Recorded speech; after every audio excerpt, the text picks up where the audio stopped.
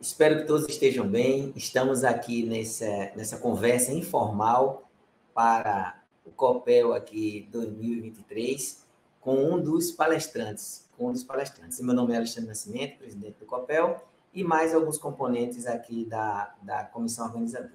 E o nosso convidado de hoje, o professor Ricardo Paredes, um dos palestrantes, no caso aqui com hands-on, sobre restaurações indiretas com resina composta nos dentes posteriores. Mas nada melhor do que ele mesmo se apresentar nesse momento, né? Professor Ricardo, fica à vontade aí para se apresentar.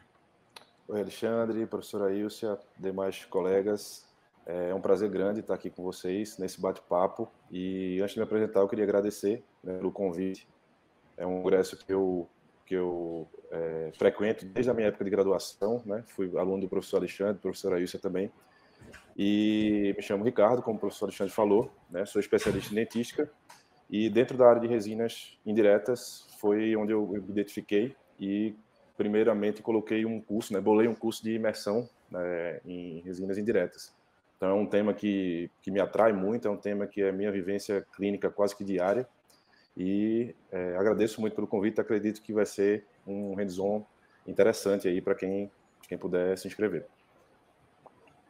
Então, a professora Ilcia, se quiser se apresentar. Ricardo, um prazer muito grande ter você aqui com a gente no COPEL. Eu sei que a sua participação vai brilhantar nosso evento. Obrigado, professora. Priscila. Ricardo, que honra lhe receber. Vai ser muito legal, vai ser muito massa esse hands-on. Valeu, Pri. Professor Ricardo, um prazer imenso em conhecer você, né? Ainda mais sabendo agora de quem você é neto. Muito feliz, tenho certeza que a sua participação vai tornar o 25º Congresso Pernambucano de Odontologia muito, muito mais grandioso. Obrigada por ter aceitado o convite e vamos em frente. Obrigado. Bem, vamos agora então para a gente fazer aqui nessa nossa conversa uma primeira pergunta, né? O Ricardo já deu uma deixa aí do que seria o assunto, mas vamos dizer o seguinte aqui: o que fez você se dedicar a estudar essas restaurações indiretas com resina composta nos dentes posteriores? Alexandre, primeiramente foi assim, meu dia a dia clínico, sabe? No consultório começou a surgir essa demanda. Eu sempre fui da área de dentística, de prótese, e via que em algum momento eu não precisava indicar uma restauração total, né? Uma coroa total. Então, as restaurações indiretas parciais, né? Que é esse o nosso tema, inclusive, do hands-on, veio muito a calhar nesse processo. Ela tem uma indicação ali meio que intermediária, né, entre a restauração direta e entre uma coroa total. Então, visando preservação de estrutura dentária, visando praticidade do procedimento, isso fez com que eu me dedicasse, estudasse mais o assunto. Agora, Ilcia. Ricardo, uma curiosidade que as pessoas sempre têm é quando que eu devo indicar as restaurações indiretas?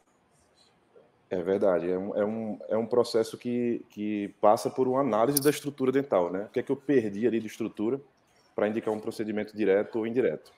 Tem uma corrente, professora, que segue assim, que todo procedimento ele pode ser direto a depender da habilidade do profissional. Eu não sigo muito essa corrente porque eu penso que dependendo da estrutura que eu perca, quando eu faço procedimento indireto, eu tenho condição, né, de dar um suporte maior para aquele remanescente, dar uma renovada naquela estrutura e permanecer com aquilo ali por muito mais tempo, né? Então, eu não acho que seja só a habilidade do profissional fazer procedimento direto ou indireto, mas também o grau de perda estrutural que aquele remanescente se apresenta. E aí, Priscila? Ricardo, aí tem outra dúvida que surge muito: qual é o limite desse tamanho e a complexidade da cavidade para que essa indicação ocorra? Pri, vê só, eu avalio alguns pontos específicos, né, bem específicos ali dessa análise de estrutura que passa por 4 pilares básicos, né? se eu perdi alguma estrutura de suporte, como crista e cúspide, se eu tenho trinca e onde é que se localiza essa trinca, principalmente se for em dentina, se esse remanescente tem uma profundidade muito grande dessa cavidade. Então, a gente vai somando ali esses pontos, né, de análise estrutural para a gente poder chegar nesse denominador, se vai ser um procedimento direto ou indireto, e se esse procedimento indireto, caso eu parta para fazer, se vai ser parcial ou total. Então, essa análise estrutural prévia à nossa indicação, ela é bem importante, sabe? E como é que poderia, então, potencializar a adesão nesse procedimento restaurador indireto? Vê só, Patrícia, adesão, eu acho que hoje é o pilar, né, da minha especialidade, que é dentística, da prótese também.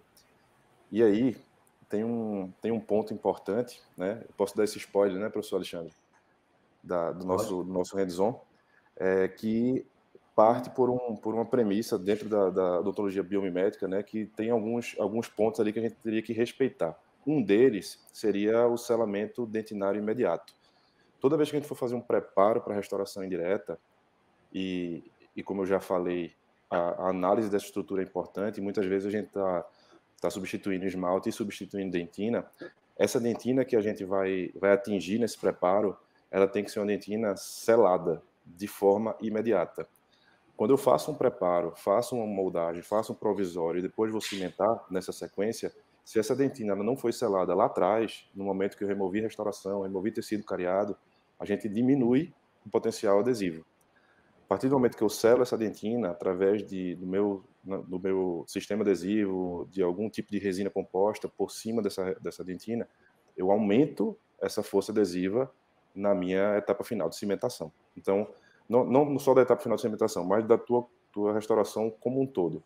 Então, esse selamento dentinário imediato, esse forramento dessa dentina com resina, essa proteção dessa dentina imediatamente após a exposição, ela é o ponto-chave aí para o sucesso da adesão dessa tua restauração indireta. Ricardo, no hands-on, né, que é o hands-on que você vai fazer aí para o Copel, e a gente está falando agora aqui de como relacionar o material de moldagem com os tipos de modelo. Isso é um aspecto importante? Como é a tua visão em relação a isso? Eu acho interessante, porque assim, quando você vai falar de restauração indireta, é um termo que é muito genérico, né? Você fala indireto é o que você faz fora da boca, mas se a gente for ao pé da letra, isso é restauração extraoral, né? Então, o termo restauração indireta é aquela que a gente trabalha com o paciente em consultas diferentes. Na primeira consulta eu vou preparar, vou moldar, no segundo momento confeccionar a restauração, e o paciente ele volta para o consultório na segunda consulta para a cimentação da restauração. Então, isso é uma restauração indireta. A restauração semi-direta é aquela que o paciente não sai da tua clínica.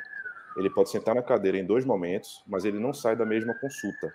E aí, para que isso ocorra, a gente relaciona o tipo de material de moldagem com o tipo de modelo que a gente confecciona. A partir do momento que eu faço uma moldagem com silicone de adição, né, que é um material de precisão, é o que eu acho que a maioria das pessoas utilizam, a gente vasa esse material com um gesso especial. E esse momento aí de moldagem, até o processo do vazamento, até a presa do gesso, demora entre 2 horas, 2 horas e meia. Então fica inviável o teu paciente ele trabalhar isso na mesma consulta. Quando eu moldo com outro tipo de material de moldagem, de vazamento imediato, um bom alginato, por exemplo, eu tenho condição de vazar esse molde com um material de presa muito rápida, que é o silicone de modelo. E aí, nesse processo, eu tenho 4 minutos, 5 minutos, a depender do fabricante desse silicone de modelo. Então, esse paciente ele pode aguardar no teu consultório, você confeccionar essa peça e cimentar na mesma consulta. Então, a gente chama isso de restauração semi-direta.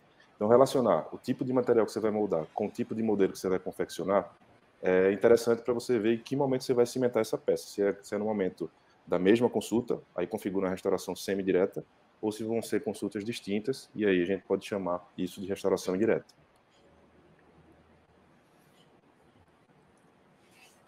Ricardo, mais uma dúvida. Nós temos um número muito grande de resinas compostas no mercado. Então, quais são as principais características que uma resina tem que ter para eu fazer uma restauração indireta?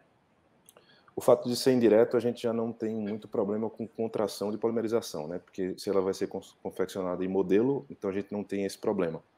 O que a gente tem que fazer é uma boa restauração, a gente tem que fazer uma boa morfologia, respeitar áreas proximais, respeitar a altura. Mas eu acho que é muito pessoal isso também, sabe, professora? Porque é interessante que, para mim, pelo menos, que a resina ela tenha uma característica, ela tenha uma consistência que permita a gente confeccionar uma cúspide, uma crista, e que aquela resina ela não escoe. Então, eu acho que tem que ser uma resina com consistência mais dura, né? Provavelmente uma resina que tem uma quantidade de carga maior, né? Isso não é uma regra, mas normalmente é assim que elas se apresentam, tá? E que te dê um bom polimento, te dê uma segurança para você confeccionar esse tipo de restauração. Obrigada. E sobre os pigmentos, Ricardo, quando é que a gente pode utilizar, como e onde a gente utiliza esses pigmentos nas restaurações indiretas?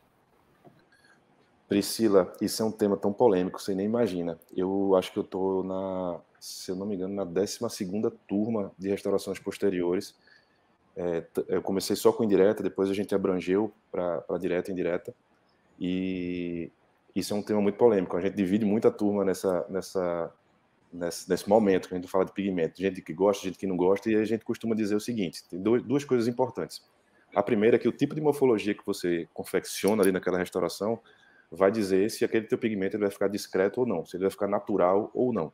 Então, quando eu tenho um suco muito aberto, quando eu tenho um suco que é muito profundo, você coloca o pigmento, ele fica muito evidente, e isso não fica legal. Então, termina que, às vezes, as pessoas dizem que não gosta, mas viram naquele momento ali que não estava interessante. Esse é um ponto, tá? Outro ponto é que você tem que avaliar o M-arco do teu paciente, você tem que avaliar dentes vizinhos. Aquilo ali vai permitir que aqueles outros dentes eles tenham aquela característica para você tentar imitar. Então, o pigmento tá relacionado com naturalidade. Você só vai colocar aquilo se aquele dente pedir, né? Se aquilo ali, de fato, você respeitar.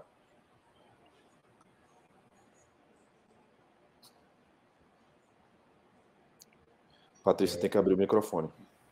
Agora. E algo bem prático da clínica, que vai ser uma grande oportunidade no hands-on de você mostrar, mas já para despertar aí a curiosidade, como é que você escolhe o agente de cimentação para a sua peça de resina? Legal, essa pergunta é boa, porque vai ser diretamente relacionada com a espessura da peça, né? Então, se é resina, se é cerâmica, quando a gente vai trabalhar com esse tipo de cimentação, a gente sempre avalia a espessura da peça para a escolha do agente cimentante, né? Então, se é uma resina que é muito espessa, então a gente faz uma média ali de 2 milímetros, 2,5 milímetros, a gente, mais do que isso, a gente preconiza utilizar um agente de cimentação de presa dual, né? A gente fica seguro de que aquele cimento, né, aquele agente cimentante, ele vai tomar presa, porque essa espessura às vezes não permite passagem de luz.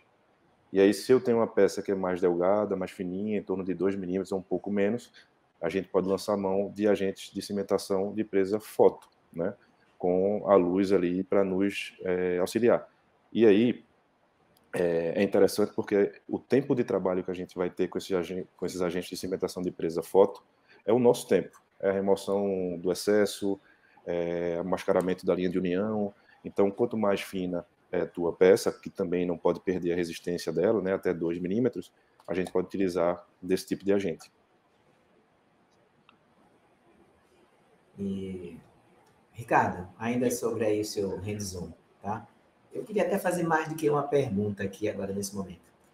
O aparelho de fotopolimerizador, ele é um aspecto importante nesse processo aí das restaurações indiretas? Existem algumas indicações? O que você pode falar sobre isso?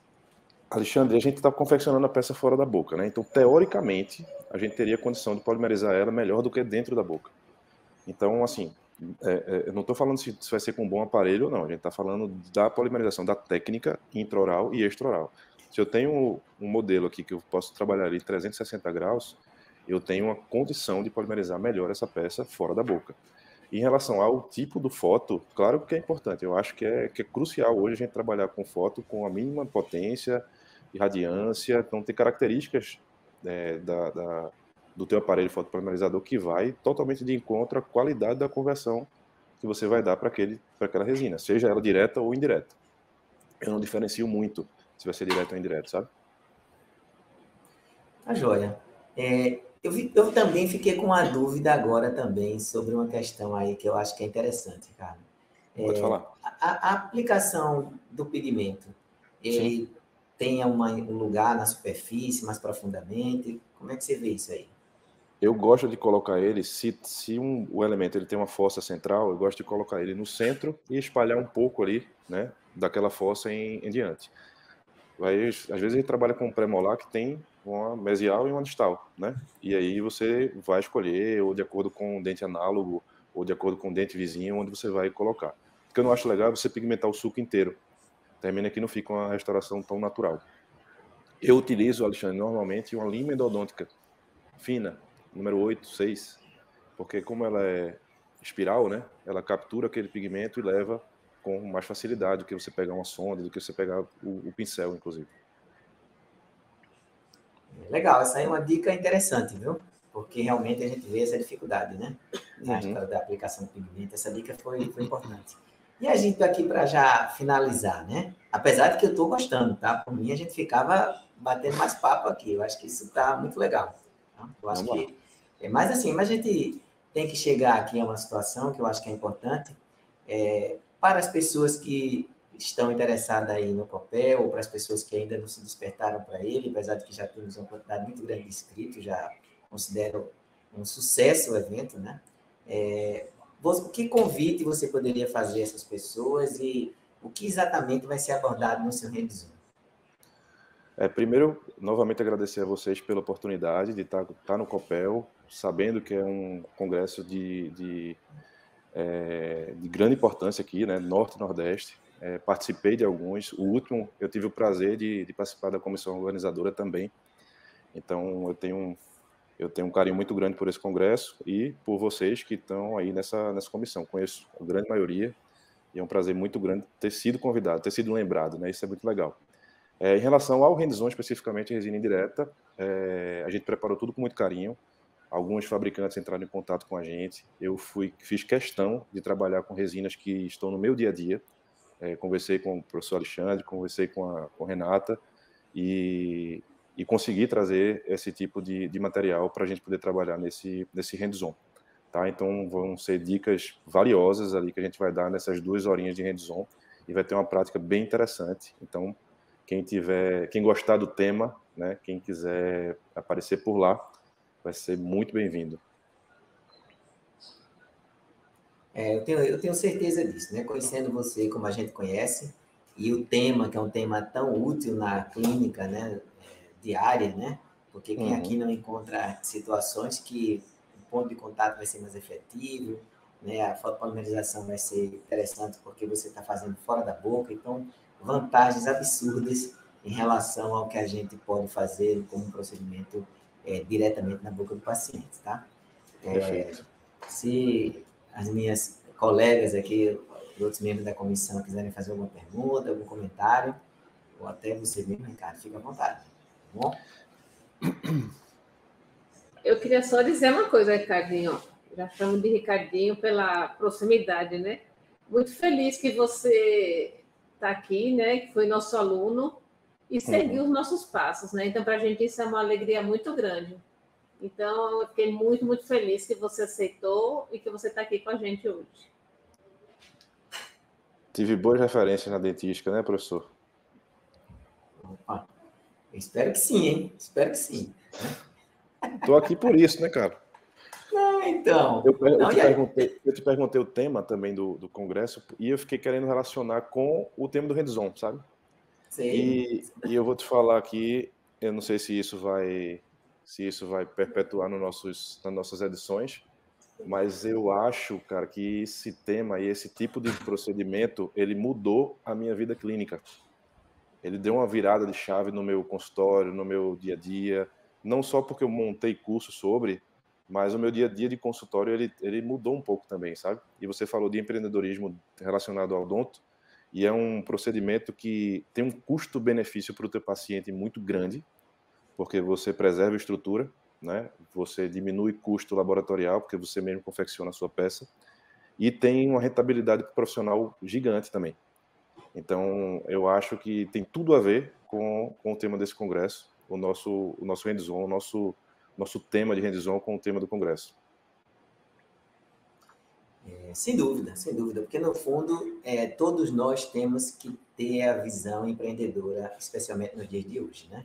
Por isso que esse tema está aí, você tem total razão, né? O que a gente puder aumentar de produtividade, né? O que a gente puder acelerar, fazer procedimentos com qualidade, num contexto de agilidade, a gente prover ao paciente qualidade, prover ao paciente menos tempo de cadeira, e a gente tem, obviamente, maior lucratividade em todos os sentidos, tá bom? Eu acho isso extremamente válido. E já agradeço a sua participação, né? Nesse nosso bate-papo aqui, né? Nessa nossa conversa.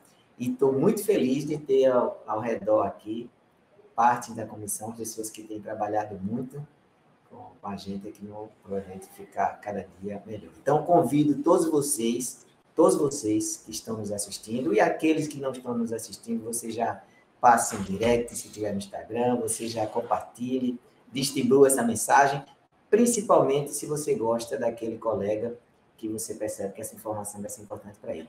E também daquele que você não gosta, também manda, porque de repente, quem sabe ele não se torna uma pessoa melhor fazendo aí o hands-on aí com o Ricardo Paredes, né?